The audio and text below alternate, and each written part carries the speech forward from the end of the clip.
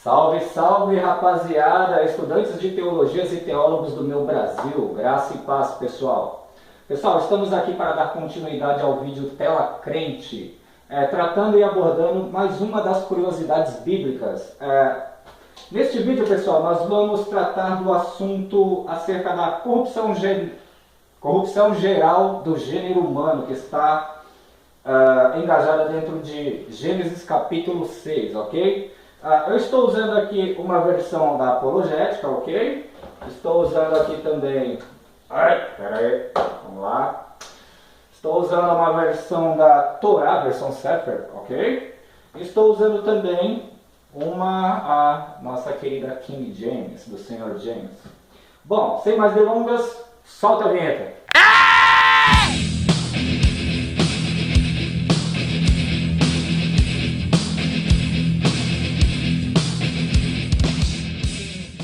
Gênesis capítulo 6.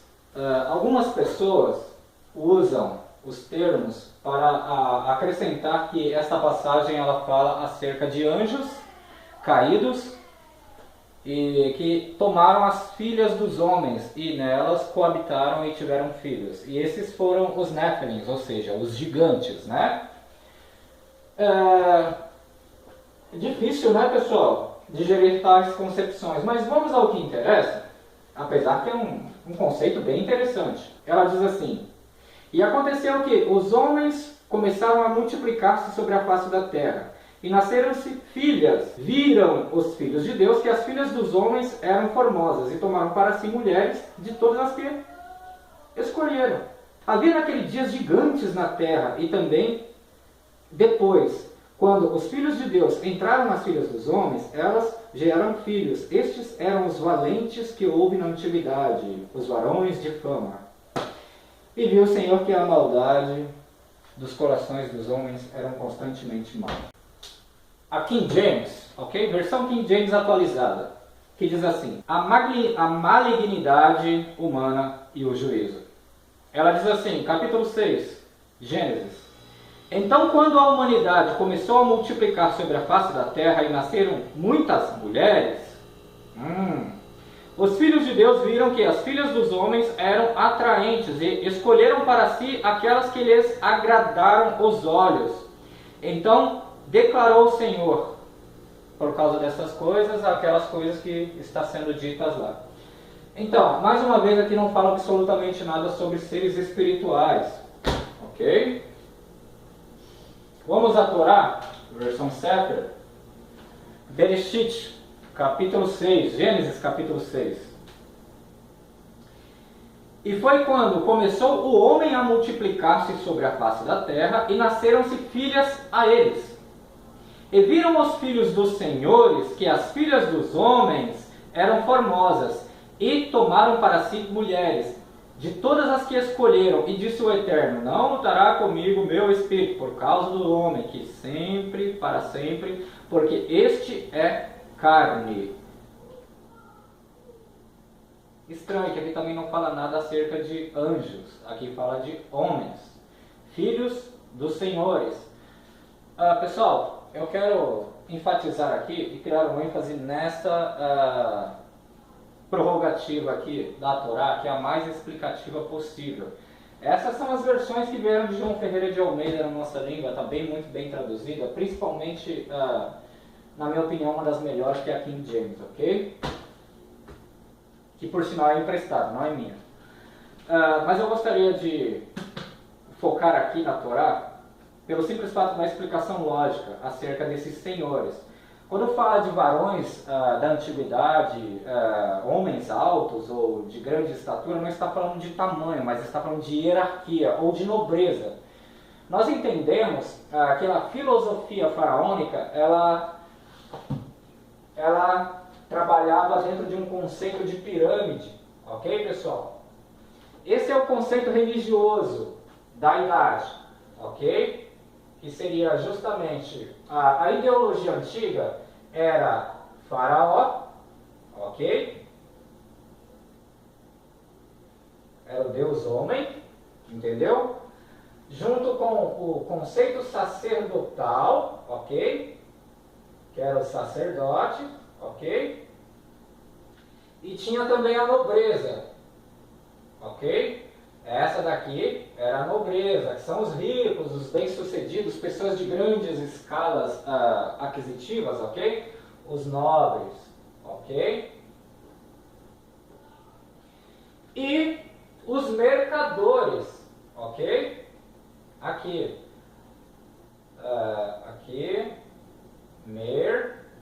mercadores. E a última classe, pessoal, a última classe aqui, a classe down, ok? Eram de pessoas como eu e você. Não sei se você é assalariado, não sei se você é plebeu, não sei se você é pobre, não sei se você é classe média baixa, quase inclassificável. Mas essa aqui era a parte do reino, que são os trabalhadores que respondem aos mercadores e escribas e entendidos, que também corresponde à nobreza, que são justamente os nobres e os de grande estatura social, status social, que é o que está se referindo aqui. Não está falando de pessoas de grande estatura, que nem os filisteus, que eram gigantes e tal. Aquilo era uma etnia, entendeu? Não está relacionado à essência, porque até os filisteus eram homens. Foi morto por uma pedrada de Davi. Se fosse um semideus, não teria morrido por uma pedrada. Então, está bem caracterizado aí. Nós podemos identificar aqui que a nobreza está relacionada exatamente acerca dos Nephilims, ok? Os Nephilims estão falando acerca realmente dessa nobreza, dessas pessoas de grande escala, dos nobres, dos gigantes, da hierarquia, que estava acima da massa contribuinte, né, da massa de manobra, da mão de obra. Então, naquela época, Faraó era o Deus homem, o Deus vivo, entendeu? Só que isso dentro do cristianismo já não tem mais essa concepção, ok? Então, o que diz aqui a Torá é o seguinte: e viram os filhos dos senhores. A palavra Elohim é singular quando se refere a Deus, Criador de tudo. Significa juízes. Como em Êxodo 21:30, anjo. Em Salmos 28:6, ídolos. Em Êxodo 23, segundo o Rashid, neste versículo significa filhos dos senhores e dos juízes. Porque o eterno Elohim implica sempre em julgamento. Então, no Rashid, esta palavra filho dos senhores significa filhos dos nobres, ok? Então, os Nephilims, ou os de grande estatura, ou aqueles que nasceram, os filhos, eram filhos de nobre, filhos dos senhores. Senhores que tinham o monopólio em cima dos mercadores, que admitia a massa de manobra, que é a mão de obra. Então já está bem caracterizado dentro da própria história. Quem leu, né, a grande cidade de Ur e toda aquela evolução, quem era rico, quem era pobre naquela época, né, as ideologias se chocando, né, o monoteísmo e tal, e o politeísmo também, aquela coisa de uma dualidade. Então vocês já sabem mais ou menos como que funciona a história. E levando em consideração aqui, pessoal, uma coisa bem relevante, ok? Porque o eterno Elohim implica sempre em julgamento. Também as versões em aramaico de Alkelos e Lonatan ben Uziel traduzem Bene a Elohim como filhos dos grandes. Concepção dentro do aramaico traz a tradução para essa toda a conjectura que nós entendemos aqui. De fato, pessoal, filho do homem, ok? Filho do homem, Maimonides, comentam que eram as filhas da população comum, as de classe baixas, que não tinham força para resistir os seus superiores. A Torá, portanto, começa a narrativa da tragédia. Pessoal, a Torá está falando que quando eles tomaram para si quantas mulheres eles queriam e escolhiam, está falando realmente do poder dos senhores, daqueles que mandavam nos mercadores, que mandavam no povo. Então, os filhos dos senhores de alta patente, eles tomavam para si mulheres das quais quantas eles queriam, porque eles tinham autoridade. Então, o que era uma abominação aqui para o Senhor, ou seja, o que era algo ruim para a vista de Deus, que ele quis destruir tudo, não era a homossexualidade. Muitos falam que aqui existe um problema de homossexualidade em Gênesis 6. Não, não é isso que a proposta vem trazendo. Essas três versões aqui, elas trazem uma coisa única, que estes senhores, os políticos, né, os poderosos, não vou falar os políticos porque tem político menos do que um juiz.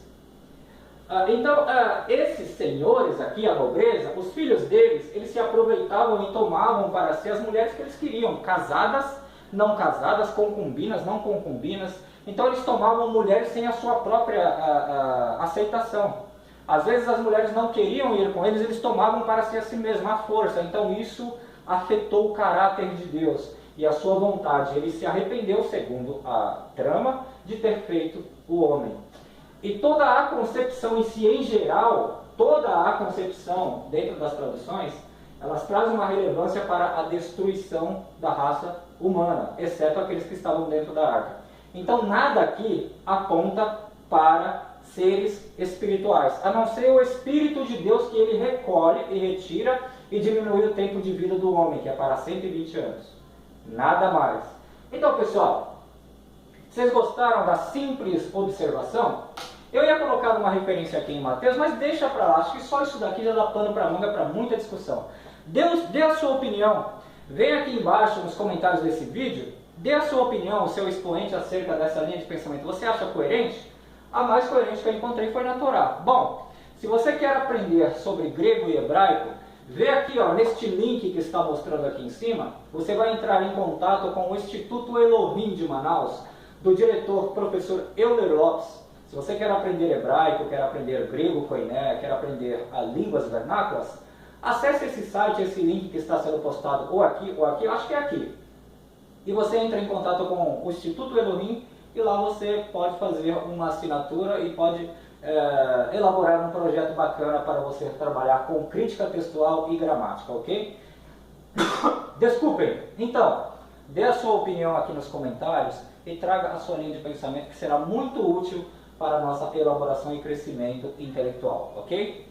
Tchau!